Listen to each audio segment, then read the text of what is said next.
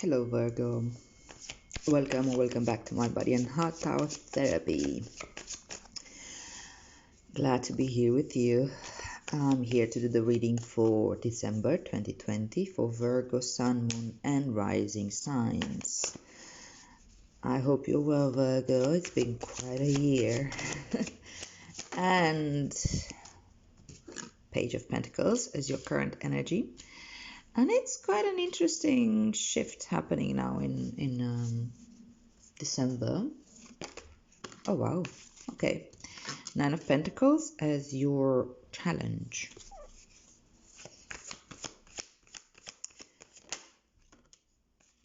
Five of Pentacles, your advice. It's interesting when that counts as advice now. So we have Saturn transiting into Aquarius after being in Capricorn for the past, I think, 3 years. And Jupiter has been in Capricorn for the past a year and a bit, and it's moving also into Aquarius. So these are big shifts that we're all gonna feel. And honestly, I think we're finally taking a break from the heaviness that Saturn has in Capricorn and the expansion and spotlight that Jupiter puts on that, and tensions between Saturn and Jupiter there. So yeah, let's see how this is gonna play out for us and for you. Nine of Cups, the theme of your reading, the underlying energy. All right, let's clarify this. Why is this Page of Pentacles here as your current energy?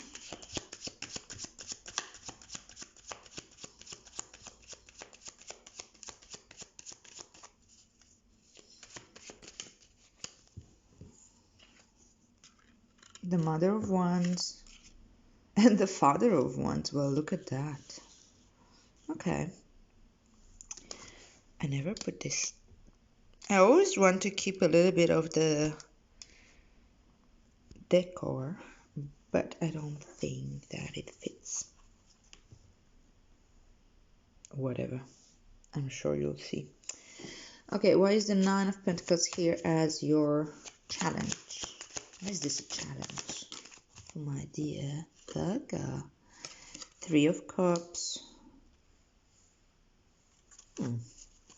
Why is the Five of Pentacles as advice? Son of Swords. Why is the Page of Cups as future energy? Ace of Wands and the Son of Wands. And bottom of the deck you have the Five of Cups with the Nine of Cups as the theme of your reading, the underlying energy. All right.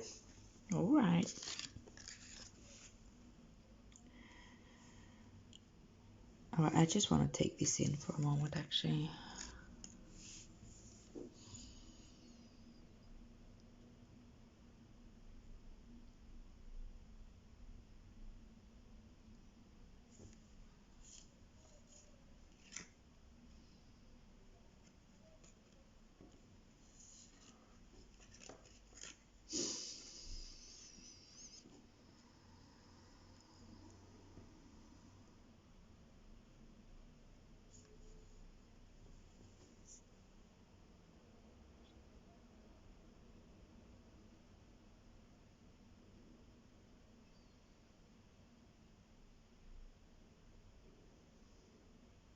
Seems that your reading has to do a lot with the possibility and the ability to experience joy.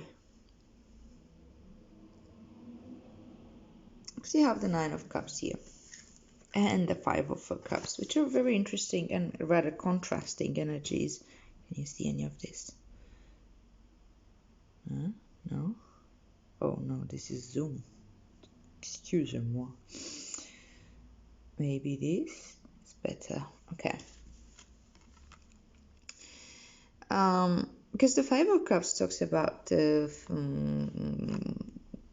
mourning and loss and feeling that and taking time to mourn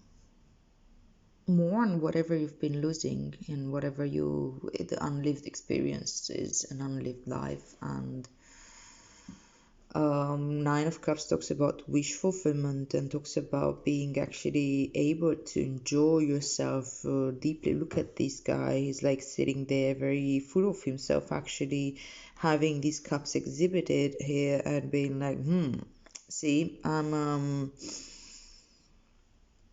good. I'm good, baby. Um, so in a way, I think that this month it's a bit of a reminder to accept the bliss and accept the gloom as well. We can't have a life only of bliss, and it's okay to mourn. It's okay to sit with moments when we feel low, when we feel sad, when we feel depressed. There's information to be learned there. There are parts of us that need attention. Depression, the Five of Cups doesn't necessarily talk about depression, that's more like Four of Cups, but Five of Cups talks about these moments of like really taking time to feel the sadness and the pain of loss as well. But just to say, to finish that thought, depression, it's actually a defense mechanism of the body and the brain together, this organism that we inhabit. That's kind of saying like, hey, let go of the world out there for a moment and look within, because there's something here that needs your caring attention. And that's why we kind of start feeling numb, and we maybe, and also the numbness can numb the pain that we feel within. So it's a double-edged sword. Anyhow, I think this month you're experiencing both, and we may naturally have the tendency to seek out what gives us pleasure, what makes us feel good, and move away from push away what feels painful and gloomy and dark. And that's not how it really works. That's an illusion.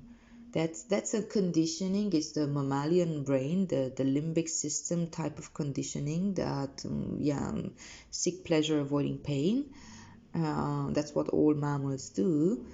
But deconditioning, in a Buddhist sense, for example, why the Buddhist training is very focused on not moving away from craving, is that as we stop chasing pleasure and avoiding pain, we're not conditioned by them anymore. So that means that I can be present with everything as it is without being so reactive. And that brings a deeper joy than this pleasure that we're seeking with our, as I said, our limbic system. Okay, I'm not going to go too much into this because I might get even more confusing than helpful. But yeah, accept bliss and accept the gloom. Be able to sit with both of them. This is your lesson for this month. And I think it brings a lot of wisdom, honestly. Current energy have the Page of Pentacles, the Mother of Wands, and the Father of Wands. Or Virgo.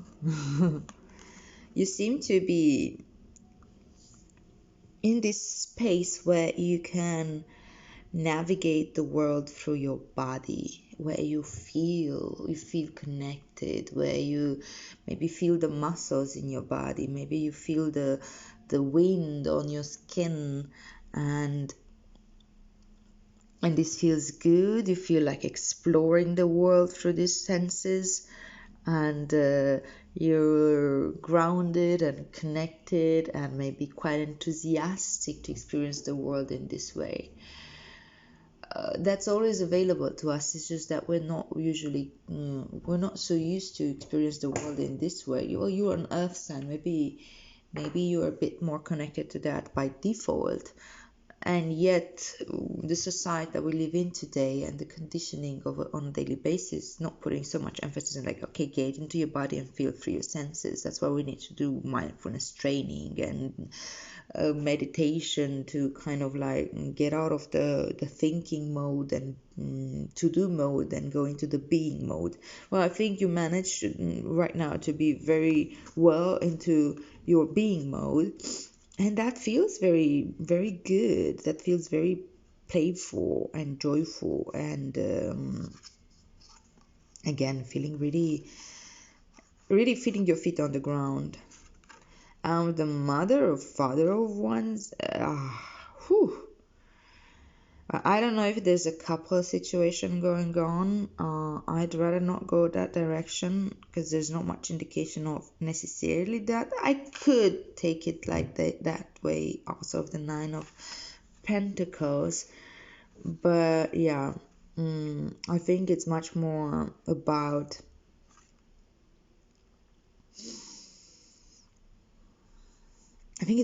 about you being connected with to these aspects of yourself, um, the inner queen of one's, the feminine, that's very, very fiery,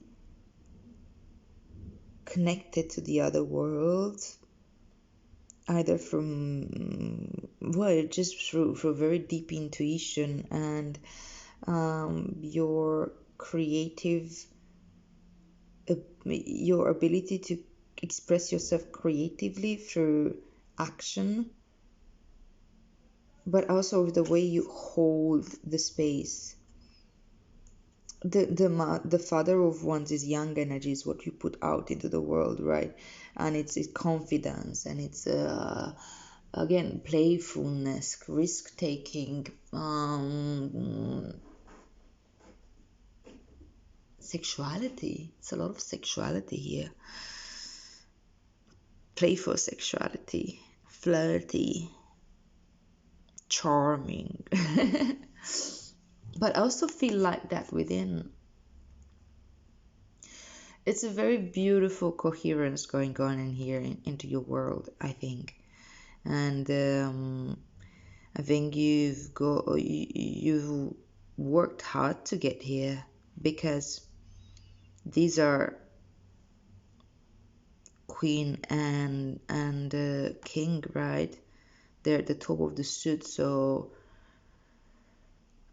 you've mastered this fiery energy of yours within. Whether you have like fire in your chart a lot, or whether it's just this, we all have or are able to work with all energies: earth, water, air, fire, um, and we all operate from all of them. It's just that we have a more, sometimes in our chart we have this or this more, say more earth or more air or more fire or more water, and that means that we just have a predilection towards one or another, and we tend to explore the world more from that realm. But it doesn't mean that we lack completely the others. It's more about, and we may need to work harder to develop ability to work with those energies that we lack, actually. Anyhow, that's a philosophy about how to relate and connect to your chart and to your energies is not necessarily the point right now.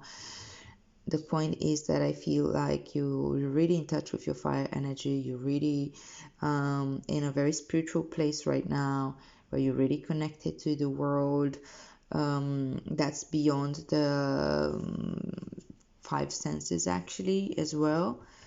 But you're also able to ground that into your everyday reality, and you are a student of this. You're just learning how to bring this into your everyday reality, and it feels like an opportunity, and it feels like something that it's like it's like communication, because pages do talk about communication quite a lot. It's like you're learning to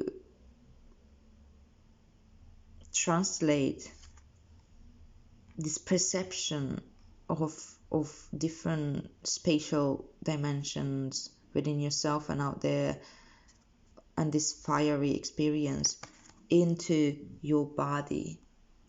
You're grounding this energy, and the body has its own language.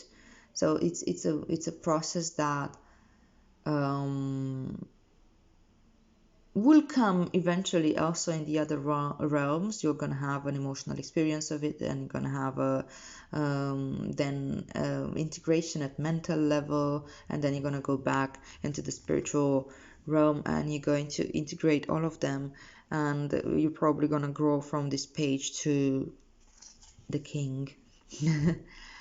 um, that's part of the growth process. What seems to be challenging, though beautiful as this is to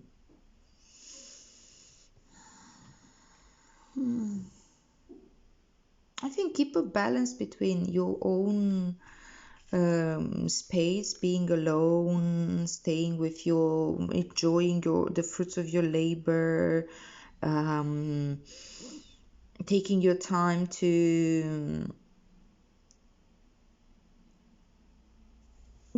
delight yourself in your senses in this way, and to celebrate yourself, pamper yourself, and the time that you actually spend with other people.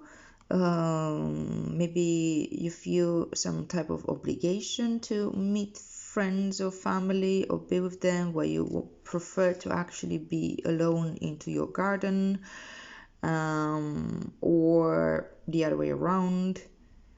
Maybe you feel an obligation that you should spend more time alone, whatever.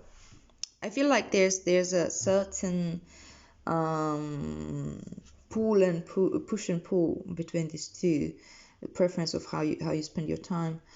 Um, and this may be a little bit challenging to regulate at this point. It's very easy sometimes to get completely lost in aloneness, and then it kind of turns into isolation. And especially like with these two again, it's like an antithesis here between joy and gloom. And for some reason, what comes to mind right now is like, how do you spend the time when you are in this gloomy phase? Do you prefer to be alone and cried out, or I don't know, dissociated however way, or do you want to process it with people and with friends and with like talk it out and so on, or the other way around? And I think like you're probably learning to do a little bit of the opposite as well. If your pattern is to go in cocoon mode completely and cut the world out and go into isolation, though it's beautiful to be able to be completely independent and take care of yourself in this sense and self-regulate, it has the pitfall of isolation and cutting the ties with the world. And the other way around, if you always used to co-regulate and having always to meet with people and talk it through, and then you can become a little bit codependent, because that means that if people just have their life or they're unavailable, or life happens, then you have no capacity to self-regulate. And whichever is the case, I think you're learning to go a little bit in the opposite direction and learn to reach out, or to stay a little bit more into your own ground and learn how to feel and be present with both aspects without having to always get outside of yourself in order to shift your mood. I don't know where that came from. Seriously, it seems to be very specific, so I think somebody out there might have needed to hear this. Another interpretation of this is also that, um,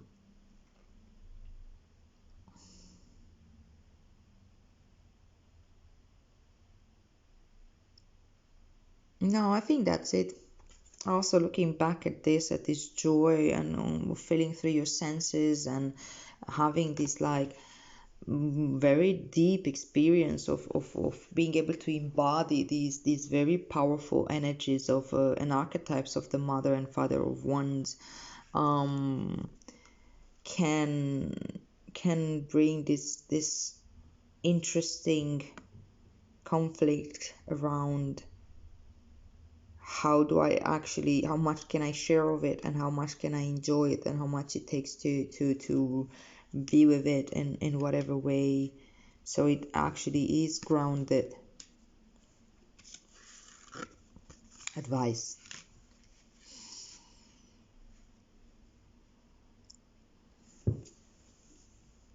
This is an interesting one. This is a really interesting one.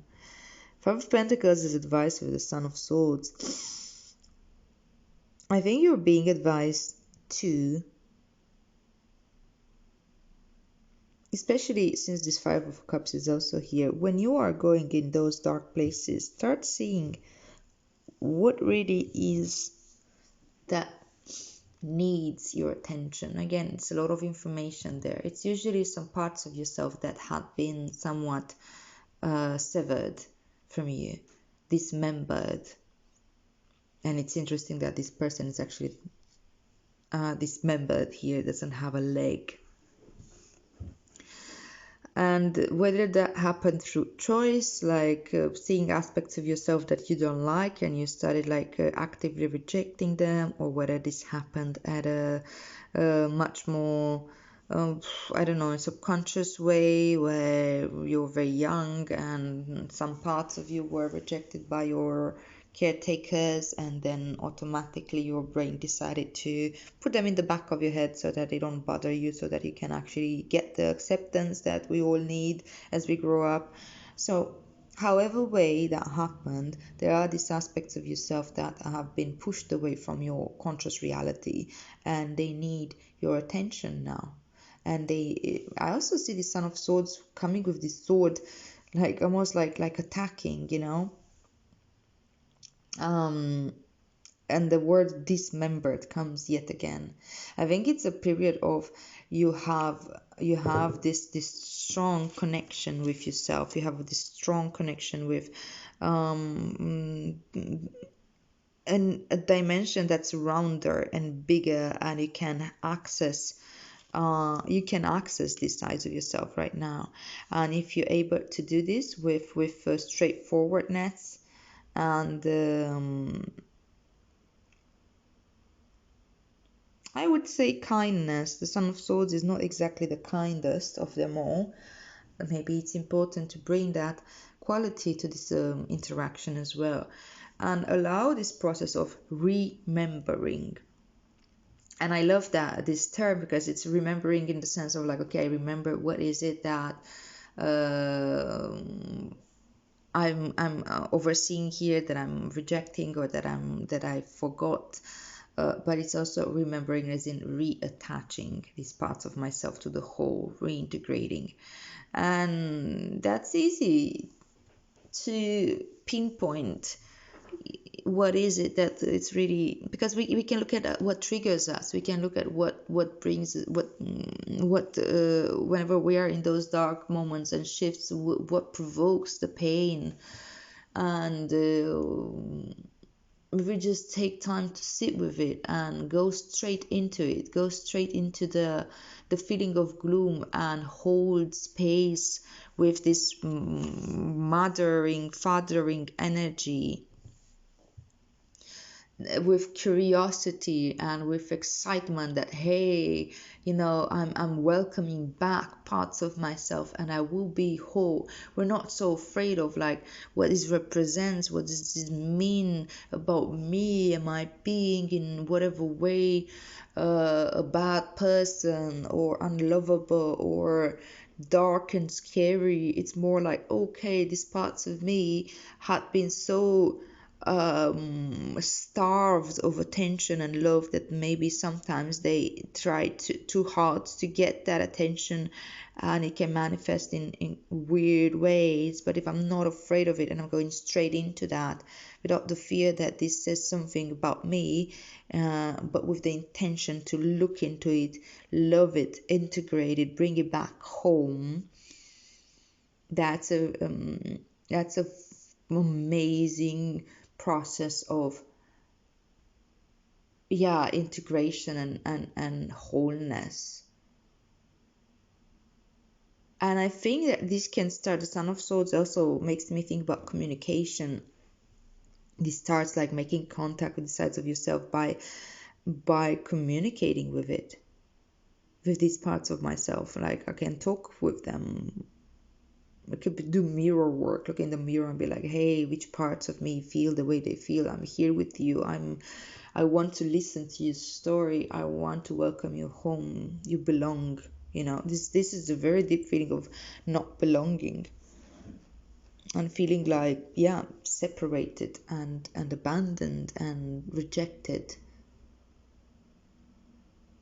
And sometimes the outside world can feel like, we're being rejected or we're being pushed away, but that's just to show us which aspects of ourselves we are rejecting within ourselves. And it's pinpointing where the wound is, so that you are able to know where the wound is and where to shift your loving attention. So it is a very important work that you're being invited to do, but I don't think that it's going to be too difficult for you, because of having this, you already being into your body and being able to embody the energy of the mother and of the father.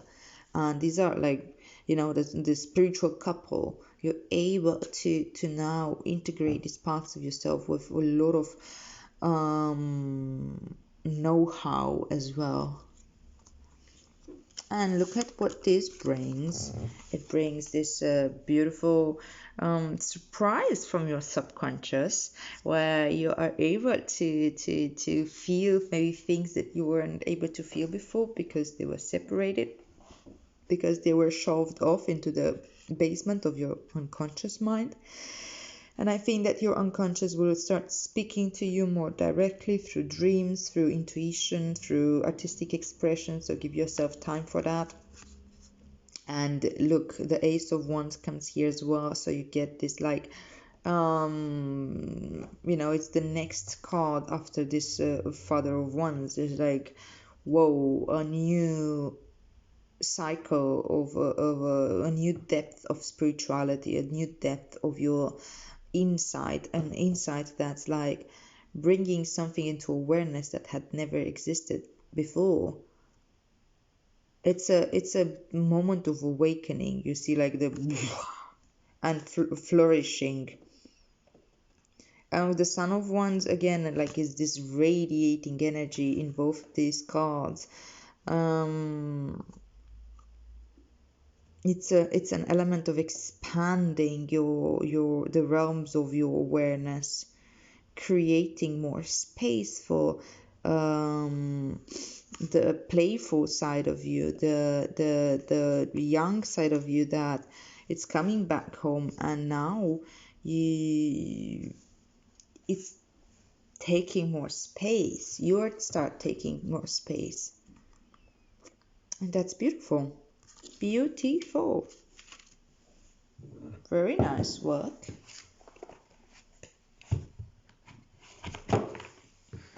Or opportunity. All right, Virgo, let's see what is the message here from the Oracle. Yeah, it's just one. Blood Angel, number 7.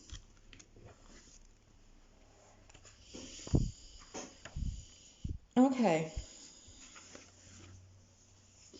The poem from Rumi says, in the midst of darkness, a moon appeared with its brilliance. Stepping down from the clouds, it glanced at me. Like a falcon that hunts a bird and steals it away, it captured me and flew back to infinite space. As I looked for myself, I could not find me, for my body had become all soul in the tenderness of love. The 9 spheres of heaven dissolved in that moon as the ship of my existence drowned in the sea of love. Rumi. Ooh, it gives me body shivers. So the Oracle of Blood Angel comes to you with a particular message. You are being given the gift of more life. You may experience this as growth, expansion, more energy, more life force, or divine electricity circulating through your system. The Blood Angel understands. Look at the thunder. Divine electricity circulating through your system. The blood angel understands that in the gift of greater life, which enables the soul to live more of its essence, becoming a more palpable divine presence upon this earth, there are many unavoidable experiences. You see, you need to feel them too. One of these is that there will be more sunsets to counter the increase of your sunrises. Very interesting. Very interesting with these exact opposites, sunrises, sunsets, at a very emotional level. Okay, this is about balance. When opening up to receive more, one needs to empty out what has been to allow for a new influx of energy. It is not about an exchange of equal measure, for you will receive according to the great generosity of life itself, and thus even more shall be offered in compensation for what you are willing to release. However, release must take place. Balance is the natural law. The sunset makes way for a time of night that might be darkness or grief, grief, or the steering of unknown places within that only reveal themselves in clarity the following morning. Being ready to endure the sunset and the night to become ready to receive the sunrise, and with it more life, is your divine task now. Thank you. That's very clear. Whew. Why is this coming to you? You are ready for it. You're definitely ready with this current energy here. I mean, look at it. It's just pure power.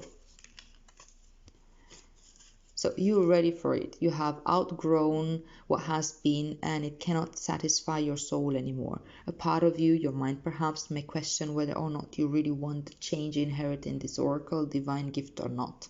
You may prefer that things remain the same, but what are you really wanting in that belief? Happiness? A sense of safety and security? Love?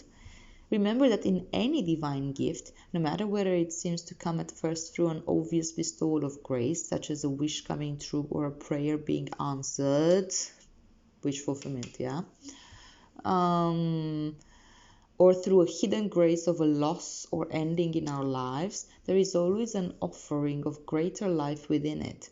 The blood angels tells you to not make yourself too small for what is happening in your soul and life now by holding on to what you know or holding on when it is better to let go. It may not be easy, but you will gain more trust in the divine, in you, in life, and great power and heavenly play can and will flow through your soul into the world. The blood angel invites you to accept the genius of life and allow it to flow through you, circulating your divine light even more abundantly into the world around you. This oracle comes with particular blessing of well-being and vitality. You have perhaps become tired or are well, but seek to engage in new projects or practices that will stretch or challenge you. The blood angel brings you the blessing of whatever energy is required to expand into where life is leading you. What the divine has instilled within your heart shall be financed with life force and energy so it may be brought to fulfillment. This is the sacred contract of human life. The journey shall be taken by the soul, and there will be challenges, and yet what is required for divine fulfillment will always be available. If you have been struggling with your energy level or with emotional or psychological challenges, more than usual perhaps, then yeah, I don't want to go into that because that's too much, but basically use some spiritual protection and rituals that kind of like protect your energy. The reason for this is that your energy, as you are going through growth and opening, can become unstable for a time, more porous or vulnerable than usual. This is nothing to be concerned about, but you will benefit from more spiritual protection during this time if you're doing rituals around that. Okay, so now you're gonna read the honoring ritual for this card, for Blood Angel. So if you're into rituals and if you like to do it. If not, just let it go. So the ritual goes like this. Say, Blood Angel of unconditional life and divine love, bless me with the life force I need to attain my divine destiny. I open to your grace with perfect trust and perfect love. So be it. Close your eyes and notice your breath. Imagine or intend that you can sense the blood moving through your veins. So much life abounds in your body soul. In your own time, just open your eyes. And by this, you're completing your ritual. All right. That's really a beautiful and inspiring journey, Virgo. Thank you so much for being here with me. I hope that you got something from this reading. If it resonated with you, please like, share, subscribe, comment, get engaged in however way.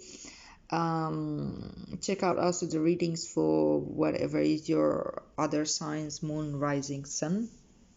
And happy holidays if you celebrate. Happy New Year. And may our practice benefit all beings.